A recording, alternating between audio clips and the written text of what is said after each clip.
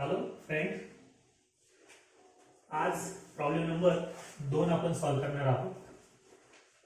तर तुम्ही तुमच्या नोटबुकमध्ये हा प्रॉब्लेम लिहिलेला आहे. तो प्रॉब्लेम समोर ठेवा. आपण त्या प्रॉब्लेमचा जो ट्रायल बॅलन्स आहे त्या ट्रायल बॅलन्सचं पोस्टिंग आपण पहिले समजून घेऊ आणि त्यानंतर त्या प्रॉब्लेमच्या ज्या ॲडजस्टमेंट आहेत त्या ॲडजस्टमेंट समजून घेऊ.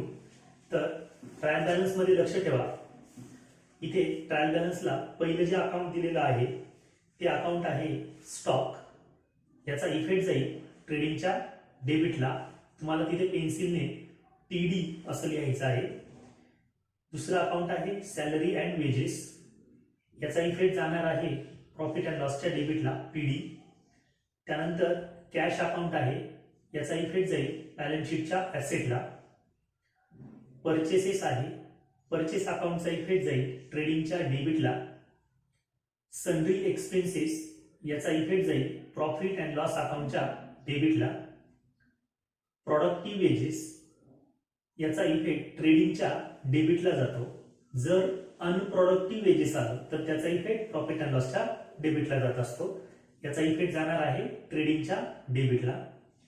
बिल रिसिवेबल याचा इफेक्ट जाईल बॅलन्स शीटच्या ॲसेटला. लॉ चार्जेस प्रॉफिट अँड लॉसच्या डेबिटला. बॅड डेट प्रॉफिट अँड लॉसच्या डेबिटला. वर्क एक्सपेन्सेस याचा इफेक्ट जाईल वर्क एक्सपेन्सेसचा ट्रेडिंग अकाउंटच्या डेबिटला, कारण हा डायरेक्ट एक्सपेन्सेस आहे. कमिशन याचा इफेक्ट प्रॉफिट आणि लॉसच्या डेबिटला जाईल. इन्व्हेस्टमेंट बॅलन्स शीटच्या ॲसेटला. डेटर बॅलन्स शीटच्या ॲसेटला. ट्रेडमार्क बॅलन्स शीटच्या ॲसेटला, कारण ती इनटेंजिबल ॲसेट आहे. टूल्स अँड इक्विपमेंट बॅलन्स शीटच्या ॲसेटला. फर्निचर बॅलन्स शीटच्या ॲसेटला. गुडविल बॅलन्स शीटच्या ॲसेटला आणि बिल्डिंग बॅलन्स शीटच्या ॲसेटला. आता क्रेडिट साईड बघा. क्रेडिट साईडला सेल दिलेला आहे. सेल जाईल ट्रेडिंगच्या डेबिटला, ट्रेडिंगच्या क्रेडिटला. डिस्काउंट हा क्रेडिटचा डिस्काउंट आहे, म्हणजे हा डिस्काउंट रिसिव्ड आहे, म्हणून याचा इफेक्ट प्रॉफिट आणि लॉसच्या क्रेडिटला जाईल. क्रेडिटर ही लायबिलिटी असल्यामुळे बॅलन्स शीटच्या लायबिलिटीला इफेक्ट जाईल. बँक ओव्हरड्राफ्ट ही सुद्धा लायबिलिटी आहे, म्हणून इफेक्ट बॅलन्स शीटच्या लायबिलिटीला. इंटरेस्ट ऑन इन्व्हेस्टमेंट कोणत्याही फिक्स ॲसेटवरती जर इंटरेस्ट चार्ज केला असेल तर तो इंटरेस्ट आपल्या बिझनेसचा इनडायरेक्ट इन्कम होतो, म्हणून इंटरेस्ट ऑन इन्व्हेस्टमेंट याचा इफेक्ट प्रॉफिट आणि लॉसच्या क्रेडिटला जाणार आहे. शेवटचं अकाउंट आहे कॅपिटल अकाउंट. कॅपिटल अकाउंटचा इफेक्ट कॅपिटल अकाउंटच्या क्रेडिटला बाय बॅलन्स ब्रॉट डाऊन करून आपण लिहित असतो. म्हणजे एकंदरीत हा जो प्रॉब्लेम दिलेला आहे हा प्रॉब्लेम फ्लक्च्युएटिंग कॅपिटल मेथडचा प्रॉब्लेम आहे. ओके, तर या पद्धतीने पहिले आपण या ट्रायल बॅलन्स मधल्या सगळ्या अकाउंटचं पोस्टिंग पेन्सिलने त्या क्वेश्चन मध्ये करून घ्यायचं आहे आणि त्यानंतर ऍडजस्टमेंटकडे येऊया आपण. ऍडजस्टमेंट मध्ये त्या ऍडजस्टमेंटचा या ट्रायल बॅलन्सच्या कुठल्या अकाउंटवर परिणाम होतो आहे ते आपण पहिले समजून घेऊया आणि त्यानंतर या ऍडजस्टमेंट ज्या आहेत त्या सॉल्व्ह करूया. तर पहिली जी ऍडजस्टमेंट आहे तिचा profit and loss in their capital ratio, याचा या ट्रायल बॅलन्सच्या कुठल्या अकाउंटवर परिणाम होणार नाही. दुसरी ऍडजस्टमेंट क्लोजिंग स्टॉकची, ती सुद्धा इंडिव्हिज्युअल ऍडजस्टमेंट असते. तिसरी ऍडजस्टमेंट विड्रॉल गुड्स वर्थ, ही सुद्धा इंडिव्हिज्युअल ऍडजस्टमेंट आहे. चौथी ऍडजस्टमेंट अनइन्शुअर्ड गुड्स, ही सुद्धा इंडिव्हिज्युअल ऍडजस्टमेंट आहे. तर पाचवी adjustment 450 to be written off as a bad debt from debtor. तर या ऍडजस्टमेंटचा इफेक्ट बॅड डेट वरती होणार आहे, म्हणून ट्रायल बॅलन्सच्या बॅड डेटला एक स्टार करायचा आहे. त्यानंतर डेटर जो दिलाय त्या डेटरवर सुद्धा याचा इफेक्ट होणार आहे, म्हणून डेटरला सुद्धा एक स्टार करून ठेवा. सहावी ऍडजस्टमेंट बघा. अनपेड सॅलरी अँड वेजेस, या ऍडजस्टमेंटचा इफेक्ट सॅलरी अँड वेजेस वरती होणार आहे, म्हणून सॅलरी अँड वेजेसला एक स्टार करा.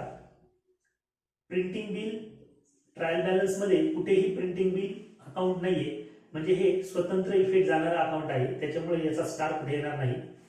आणि शेवटची ऍडजस्टमेंट डिप्रिसिएट बिल्डिंग ऍट 7.5%, तर याचा इफेक्ट बिल्डिंग अकाउंट वरती होणार आहे, म्हणून बिल्डिंग अकाउंटला एक स्टार करायचा आहे. ओके, तर अशा पद्धतीने आपण हा पूर्ण प्रॉब्लेम जो आहे तो सॉर्ट आउट करून घेतलेला आहे. आता या प्रॉब्लेमच्या ऍडजस्टमेंट आपण समजून घेऊया. तर या प्रॉब्लेमची पहिली जी ऍडजस्टमेंट आहे ती पहिली ऍडजस्टमेंट आपल्याला असं सांगते आहे का partners share profits and losses in their capital ratio, म्हणजे शेअरिंग रेशो दिलेला नाहीये, तो शेअरिंग रेशो आपल्याला कॅल्क्युलेट करायचा आहे. आणि तो कॅल्क्युलेट करण्यासाठी जो रेफरन्स घ्यायचा आहे तो रेफरन्स आहे कॅपिटल अकाउंटचा बॅलन्स. तर या ठिकाणी आपण वर्किंग नोट तयार करणार आहोत. मी पहिली वर्किंग नोट इथे लिहिली आहे नंबर 1. आता इथे काय काय दिले बघा, आपल्याला शेअरिंग रेशो कॅल्क्युलेट करायचा आहे. कोणत्या प्रमाणामध्ये, तर कॅपिटल रेशो मध्ये आपल्याला शेअरिंग रेशो कॅल्क्युलेट करायचा आहे. त्यासाठी आपण जितेंद्रचं कॅपिटल लिहिलं आहे 60,000 रुपये, जे ट्रायल बॅलन्स मध्ये दिलं आहे. आणि महेंद्रचं कॅपिटल 40,000 रुपये आपल्याला ट्रायल बॅलन्स मध्ये दिलेलं आहे. या दोन बॅलन्सेसवरनं आपल्याला प्रॉफिट अँड लॉस अकाउंटचा शेअरिंग रेशो कॅल्क्युलेट करायचा आहे. तर काय आहे बघा, 60,000 आणि 40,000 मी 0 कॅन्सल केली आणि इथे 6/4 असं लिहून घेतलं, 6/4. आता अशी संख्या आपल्याला शोधायची आहे ज्या संख्येने 6 आणि 4 ला पूर्ण भाग जातो, आणि ती संख्या आहे 2. मग मी या 6 ला 2 ने भाग दिला, आपल्याला उत्तर मिळालं 3, आणि 4 ला 2 ने भाग दिला तर उत्तर मिळालं 2. म्हणजे जितेंद्रचा शेअरिंग कॅपिटल आहे 3, तर महेंद्रचा शेअरिंग कॅपिटल आहे 2. म्हणजे त्यांचा शेअरिंग रेशो आहे 3:2. किती असणार आहे, 3:2. तर आपल्याला पहिल्या ऍडजस्टमेंट नुसार त्यांचा शेअरिंग रेशो मिळाला आहे 3:2. मग प्रॉब्लेम सॉल्व्ह करत असताना मला नेट प्रॉफिट किंवा नेट लॉस जो येणार आहे तो नेट प्रॉफिट किंवा नेट लॉस आपल्याला 3:2 या रेशो मध्ये दोन्ही पार्टनर मध्ये डिवाइड करायचा आहे. क्लिअर? ओके.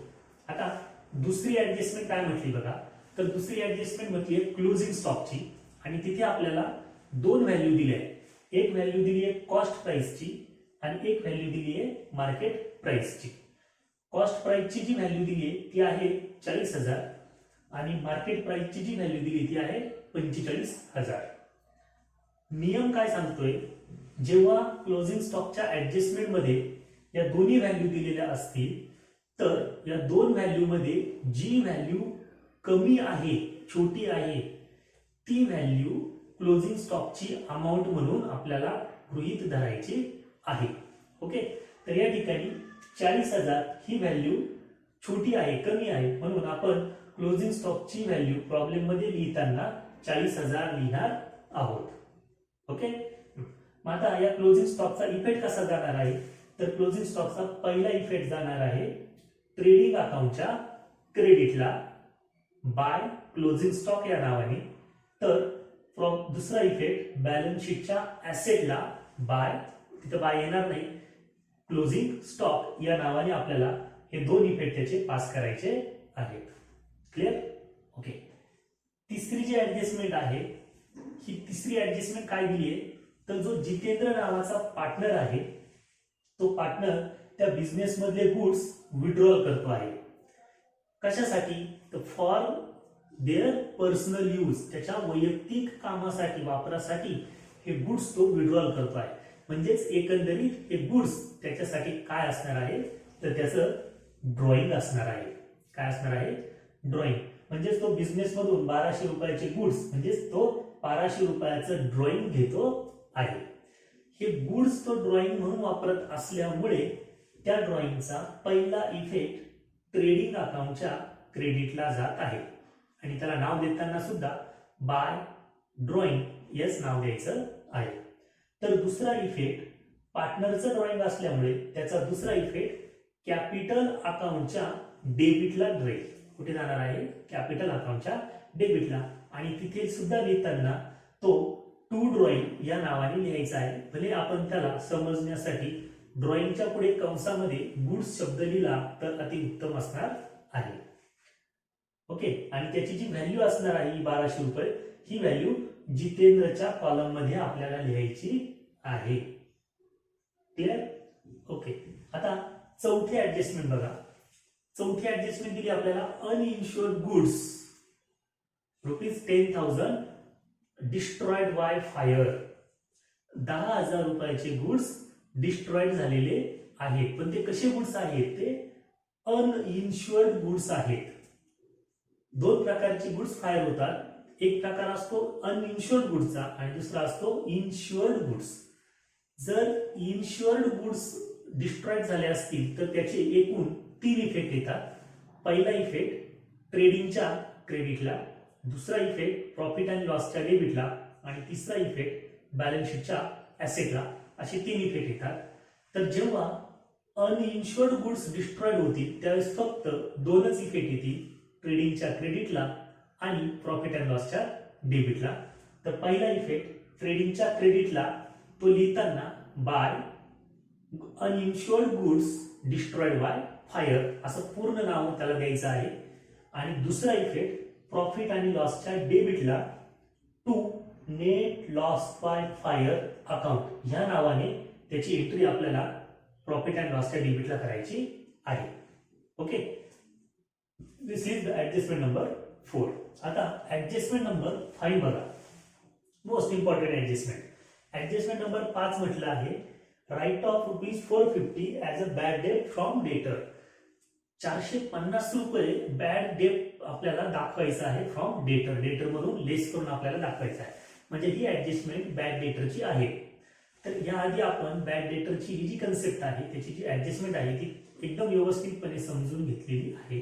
आता आपल्याला त्या ऍडजस्टमेंटच्या लेक्चरमध्ये सांगितल्याप्रमाणेच त्याची जे इफेक्ट जाणार आहे त्याचा पहिला इफेक्ट जाणार आहे प्रॉफिट अँड लॉसच्या डेबिटला आणि दुसरा इफेक्ट जाणार आहे बॅलन्स शीटच्या ऍसेटला. तर आपल्याला प्रॉफिट आणि लॉसच्या डेबिटला ज्या पद्धतीने लिहायचंय त्याचा एक स्टँडर्ड फॉर्मॅट आपण समजून घेतला होता. तो पूर्ण फॉर्म्युला किंवा तो पूर्ण फॉर्मॅट जसाच्या तसा आपल्याला प्रॉफिट अँड लॉसच्या डेबिटला लिहायचा आहे. तर मी या ठिकाणी तो फॉर्मॅट लिहिलेला आहे. टू RBDD अकाउंट, त्याच्या खाली लिहितो आपण बॅड डेट, त्याच्यामध्ये प्लस करून लिहितो फर्दर बॅड डेट, त्यानंतर आपण परत प्लस करतो न्यू रिझर्व आणि मग शेवटी लेस करतो ओल्ड रिझर्व. यातला बॅड डेट आपल्याला मिळतो ट्रायल बॅलन्सच्या डेबिटला. त्याची व्हॅल्यू ट्रायल बॅलन्सच्या डेबिटला मिळते आपल्याला. जी ट्रायल बॅलन्सच्या डेबिटला 1,000 रुपये आपल्याला दिलेली आहे तर ती 1,000 रुपये आपण इथे लिहून घेतली. त्यानंतर प्लस फर्दर बॅड डेट, याची जी व्हॅल्यू आहे फर्दर बॅड डेटची ही व्हॅल्यू आपल्याला ऍडजस्टमेंट मध्ये मिळत असते. पण इथे ऍडजस्टमेंट मध्ये एकच व्हॅल्यू दिली आहे 450 रुपये आणि ती व्हॅल्यू आहे न्यू रिझर्वची. म्हणजे फर्दर बॅड डेटची व्हॅल्यू आपल्याला दिलेली नाही. मग आपण त्याला डॅश करूया. जी व्हॅल्यू दिली ती लिहायची आहे, जी नाही दिली तिला डॅश करायचा आहे. नंतर न्यू रिझर्व दिला आहे जो ऍडजस्टमेंट मध्ये मिळतो आपल्याला आणि तो दिला आहे 450 रुपये. लेस करून लिहितो आपण ओल्ड रिझर्व. ओल्ड रिझर्व कुठे असतो तर ट्रायल बॅलन्सच्या क्रेडिटला. पण ह्या प्रॉब्लेम मध्ये ट्रायल बॅलन्सच्या क्रेडिटला आपल्याला ओल्ड रिझर्व किंवा रिझर्व फॉर डाउटफुल डेट या नावाची कुठली ऍडजस्टमेंट दाखवलेली नाही किंवा कुठलंही अकाउंट आपल्याला तिथे दिलेलं नाही आणि त्यामुळे त्याला आपण डॅश करून लिहिणार आहोत. या दोघांची बेरीज केली तर आपल्याला फायनल आन्सर मिळतं 1,450 रुपये.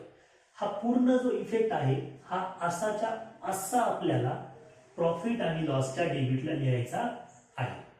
ओके, त्यानंतर या 5व्या ऍडजस्टमेंटचा दुसरा जो इफेक्ट असणार आहे तो बॅलन्स शीटला डेटर लिहिणार आपण 40,000 रुपये ट्रायल बॅलन्स मध्ये दिलाय आणि न्यू रिझर्व जो आहे तो लेस करून लिहायचा असतो आपल्याला. हा न्यू रिझर्व 450 रुपयाचा जो ऍडजस्टमेंट मध्ये दिला आहे तो लिहिला. दोघांची वजाबाकी केली 39,550 रुपये आपल्याला इथे आन्सर मिळत आहे. तर हा इफेक्ट आपल्याला बॅलन्स शीटच्या ऍसेटला लिहायचा आहे. क्लिअर? तर ही 5वी ऍडजस्टमेंट आहे. त्यानंतर 6वी जी ऍडजस्टमेंट आहे त्या 6व्या ऍडजस्टमेंट मध्ये म्हटलंय अनपेड सॅलरी अँड वेजेस ₹800 आणि प्रिंटिंग बिल 1,200 रुपये असं 2 इफेक्ट तिथे आपल्याला दाखवले आहेत. तर आपण unpaid salary and wages. Unpaid म्हणजे आउटस्टँडिंग. अनपेडचा अर्थ होतो आउटस्टँडिंग, म्हणजे आपल्याला आउटस्टँडिंग सॅलरी अँड वेजेस दिला आहे. या सॅलरी अँड वेजेस साठी आपण ट्रायल बॅलन्सच्या डेबिटला सॅलरी अँड वेजेसला एक स्टार सुद्धा केलेला आहे. तर तिथे आपल्याला या ऍडजस्टमेंटचा इफेक्ट द्यायचा आहे. अनपेड म्हणजे आउटस्टँडिंग. आउटस्टँडिंग म्हणजे देणं बाकी आहे, म्हणजे चालू वर्षाचा जो सॅलरी अँड वेजेसचा एक्सपेन्सेस आहे त्यासोबत आपल्याला हा अनपेडचा 800 रुपयाचा एक्सपेन्सेस सुद्धा पेड करायचा आहे. म्हणजे एकंदरीत आपल्याला करंट इयरचा एक्सपेन्सेस प्लस आउटस्टँडिंग असलेला एक्सपेन्सेस दोघांची बेरीज करून आपल्याला तो पेड करावा लागणार आहे. म्हणजेच आपल्याला या ऍडजस्टमेंटचा जो इफेक्ट द्यायचा आहे आउटस्टँडिंगचा, तो प्रॉफिट आणि लॉस अकाउंटच्या डेबिटला सॅलरी अँड वेजेसच्या अकाउंटमध्ये ऍड करून द्यायचा आहे. तिथे हा पहिला इफेक्ट याचा ऍड होणार आहे. आणि त्यानंतर दुसरा इफेक्ट ही लायबिलिटी आहे, करंट लायबिलिटी असते, म्हणून दुसरा इफेक्ट बॅलन्स शीटच्या लायबिलिटीला आपल्याला अनपेड सॅलरी अँड वेजेस या नावाने लिहायचा आहे. ओके, पहिला इफेक्ट प्रॉफिट आणि लॉस अकाउंटच्या डेबिटला टू सॅलरी अँड वेजेस मध्ये प्लस होणार unpaid salary and wages. Okay, आणि दुसरा इफेक्ट बॅलन्स शीटच्या लायबिलिटीला अनपेड सॅलरी अँड वेजेस 800 रुपये असा इफेक्ट आपल्याला बॅलन्स शीटला ट्रान्सफर करायचा आहे. ओके, त्यातला दुसरा जो पार्ट आहे या ऍडजस्टमेंट मधला तो आहे अनपेड प्रिंटिंग बिल ₹1200 रुपये. हे सुद्धा अनपेड आहे, म्हणजे आउटस्टँडिंग आहे. आता आउटस्टँडिंग असल्यामुळे तो एक्सपेन्सेस होणार आहे, म्हणजेच त्याचा पहिला इफेक्ट जाणार आहे प्रॉफिट आणि लॉसच्या डेबिटला, प्रॉफिट अँड लॉस अकाउंटच्या डेबिटला.